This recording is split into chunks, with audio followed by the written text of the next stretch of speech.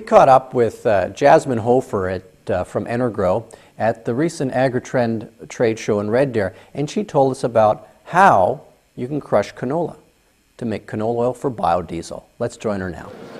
This is Aryan Dominicus with This Country Called Agriculture, interviewing Jasmine Hofer with Energrow. Jasmine, can you tell us a little bit about your canola press? The pressing system is actually designed and built in Ontario, Canada, and it's a system that's built for the farm. So it lets producers take their own crops like canola and crush it and extract some of the oil, and at the same time making a fresh pressed protein meal right on the farm. And this oil, what would the use of it be? There's many uses for the oil, and the most popular use is actually as a fuel. So for every ton of canola that gets crushed, a producer will get about 250 liters of oil. And that oil can then be burned straight as a fuel. And in terms of energy, it has just as much energy as diesel fuel has in BTU per liter, and it burns cleaner. And is there any process the oil has to go through before it can be used in a diesel engine? Definitely, because it comes out of the press in crude form, so it's important that the oil gets to be settled, and that settles out the water, the foots and the gums, and then it gets filtered. And from there, you can mix it straight in with your fuel, and it easily stays suspended.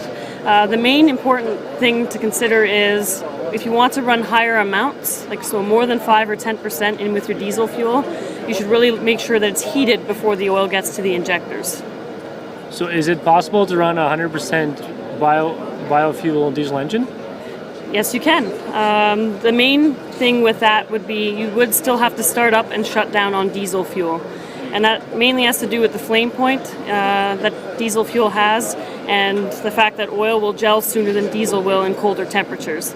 So starting on diesel then gets everything warmed up. Then you switch to the second tank, and it can be 100% canola oil. And once you're ready to shut the tractor or the truck down, you simply switch back over and away you go. And there are no modifications needed to the engine? Not to the engine itself. The important thing is actually preheating the oil before it gets to the engine, before it gets to the injectors. And in fact, it actually cleans out a lot of the lines. So it actually offers more benefits than just being more green. And how about the meal? Is it just a byproduct, or does it have uses as well? The meal is actually a really important factor in pressing, and producers actually use it as a fresh feed for their animals. It could be for hogs or for dairy, but it's a high protein meal. By pulling out some of the oil, it actually makes it more valuable on farm as a feed. And how much oil is left in the feed? Like, is there a certain percentage, or is it just kind of whatever depending on the crop?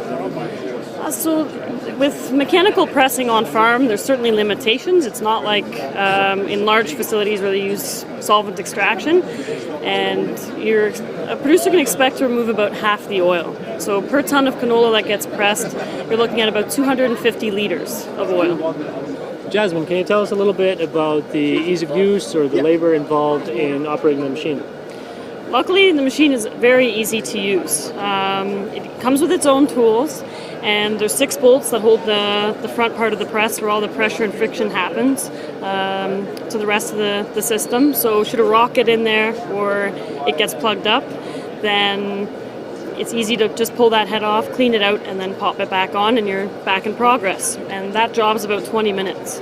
But if you have clean seed going through, I mean, the press will run 24/7, and there's very little maintenance and time you're going to actually have to spend with the machine. And how about in terms of operating cost, power consumption? Is it efficient, or? Yep. So the machine running here, it's only pulling about 1.5 amps. So you're looking at about $5 a day. So per ton that you press, about $5 of electricity. We generally tell people to budget a cost per ton, and that's about $18.75. That includes their time, wear on the machine, parts, and that also includes electricity. And in terms of returning your cost or return on investment, how long can guys kind of bank on that? So a lot of that will vary on how a producer uses the machine and what type of farm that it's on. But in general, what we see with dairy farms, for example, a 75 head herd would pay back the system in about 3 to 4 years. And that's for using the oil as fuel on the farm and feeding the meal that they produce to their cows.